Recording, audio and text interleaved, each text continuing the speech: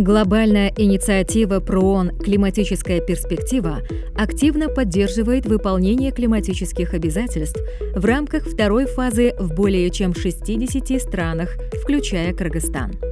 В связи с этим в стране проводятся меры по сокращению выбросов парниковых газов и укреплению устойчивости к климатическим изменениям.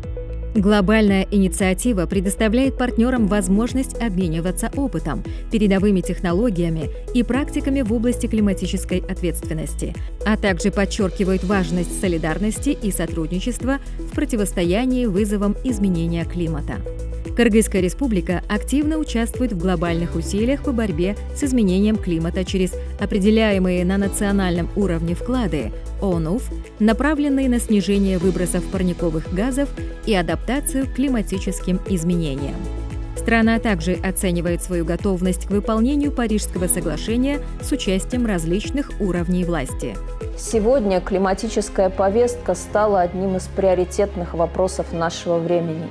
И Кыргызская республика, как активная участница глобальных усилий, не остается в стороне. Страна осуществляет стратегические программы и проекты, ориентированные на устойчивое развитие через климатоустойчивое развитие и адаптацию к изменению климата. Изменение климата уже происходит. Мы все являемся свидетелями радикальных перепадов температур, аномальной жары летом и тепла зимой. ПРООН продолжает поддерживать правительство, местные органы власти и местные сообщества в разработке планов адаптации, особенно в уязвимых регионах и среди малообеспеченных слоев населения. Кыргызстан, являясь членом форума уязвимых стран, подчеркивает необходимость международного сотрудничества в решении проблемы изменения климата. Несмотря на то, что Кыргызстан несет ответственность лишь за 0,03% глобальной концентрации углерода в атмосфере, установление долгосрочного видения углеродной нейтральности становится одинаково важным и выгодным для Кыргызстана. Это видение предусматривает, как долгосрочные адаптационные и митигационные цели будут стратегически встраиваться в планы развития и далее инвестироваться.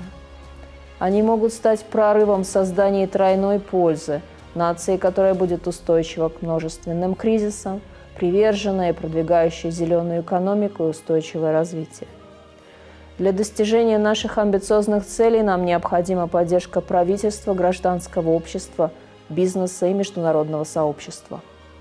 Для подтверждения своей приверженности климатическим целям президент поручил правительству Кыргызской республики разработать концепцию достижения углеродной нейтральности к 2050 году.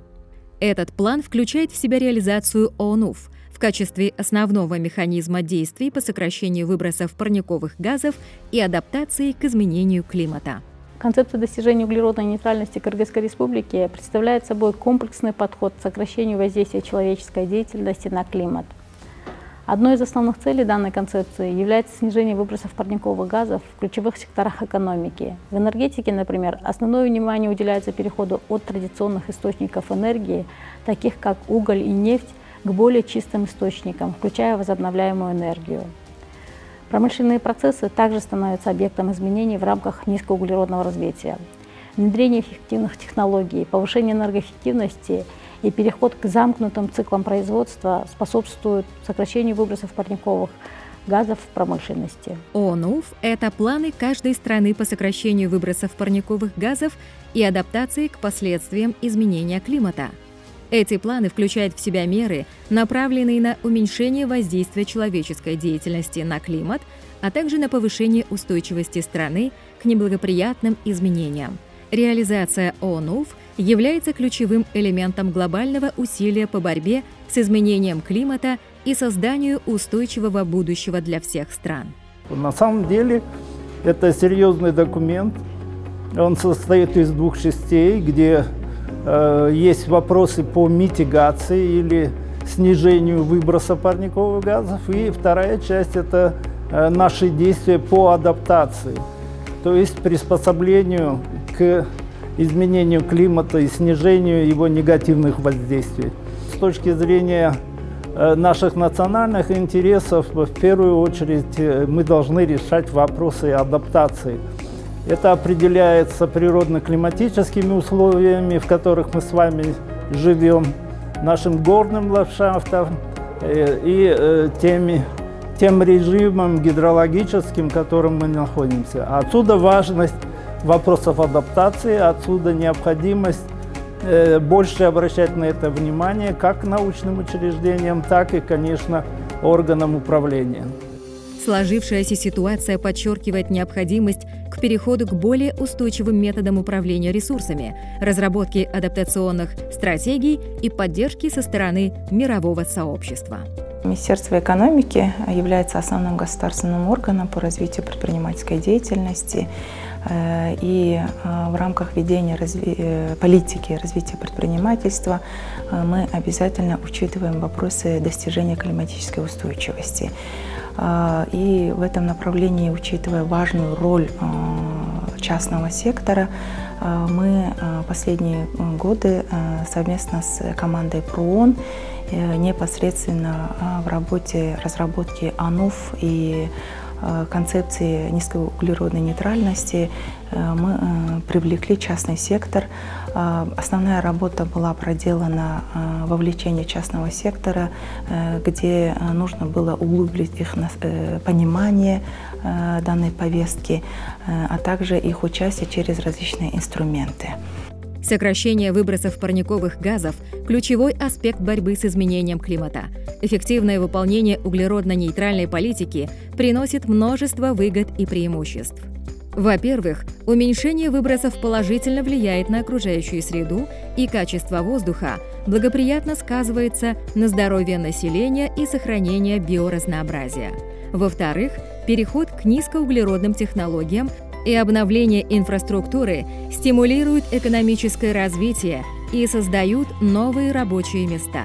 В-третьих, углеродонейтральная политика сокращает независимость от ископаемых топлив, повышая энергетическую безопасность. И самое главное, активная борьба с углеродными выбросами помогает стране выполнять международные обязательства, укрепляя его репутацию ответственного участника глобальных усилий по борьбе с изменением климата.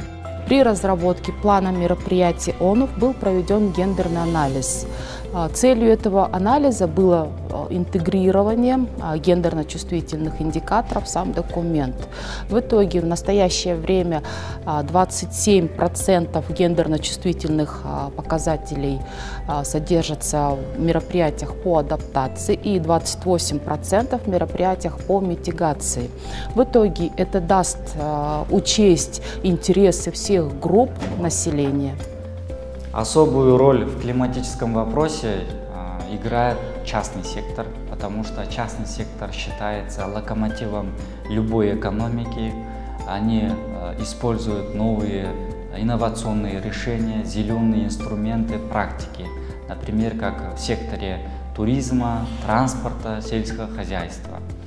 Отмечая важность и роль частного сектора в климатическом контексте, в 2022 году Министерство экономики совместно с проектом «Климатическая перспектива» инициировали звание «Зеленый предприниматель», а также поддержали идею о создании Комитета по зеленой экономике бизнес-ассоциации GIE. В процессе обсуждения климатических стратегий молодежь Кыргызстана активно участвовала и поддержала инициативу «Климатическая перспектива» ПРООН. Были проведены национальная и региональная конференции молодежи по вопросам климата, а также организован молодежный караван, который объездил всю страну и просвещал о климатически устойчивых мерах, включая посадку деревьев. Транспорт, как один из крупнейших источников выбросов, требует особого внимания. Развитие электромобилей, общественного транспорта и улучшение инфраструктуры поддерживают цель сокращения выбросов в данном секторе. Сельское и лесное хозяйство также играют важную роль в устойчивом развитии. Применение современных методов сельского хозяйства, включая управление почвой и внедрение сельскохозяйственных практик с низким уровнем выбросов, способствует сохранению углеродного баланса. Лесное хозяйство, в свою очередь, может служить средством по уменьшению уровня углерода в атмосфере через процессы фотосинтеза. Другие виды землепользования также подвергаются пересмотру в контексте сокращения выбросов. Управление отходами и переработка материалов становятся важными компонентами стратегий низкоуглеродного развития. Для реализации поставленных целей не только нашей страны, но в целом мирового сообщества необходимы, конечно же, финансы, крупные финансы. И это касается не только нашей страны, это касается всех стран мира. Именно поэтому страны разрабатывают стратегические документы и потом высчитывают финансы, которые нужны для реализации этих стратегий. Точно так же Кыргызстан, разработав свои стратегические документы, мы подсчитали бюджет, который необходим для реализации этих документов, подсчитали, сколько денег мы можем выделить сами и сколько денег нам требуется из них. Благо, что международное сообщество помогает развивающимся странам, создает крупные климатические фонды, и эти климатические фонды направляют финансы в такие страны, как Кыргызстан. Без финансов, к сожалению, реализовать какие-то конкретные проекты практически невозможно. Кроме того, мы работаем не только с международными банками развития, климатическими фондами, но мы также пытаемся мобилизовать наш собственный капитал, который есть частный капитал внутри страны. Это зеленые бонды, это углеродный рынок и так далее. И сейчас, так же, как и все страны мира, мы входим в эту новую, формирующуюся только площадку климатического финансирования. Для успешной реализации концепции низкоуглеродного развития необходимо предпринять широкий спектр мероприятий и внести изменения в различные сферы экономики. В этом контексте важно обеспечить тесное взаимодействие государства, бизнеса и общества с целью формирования устойчивой и экологически ответственной модели будущего развития.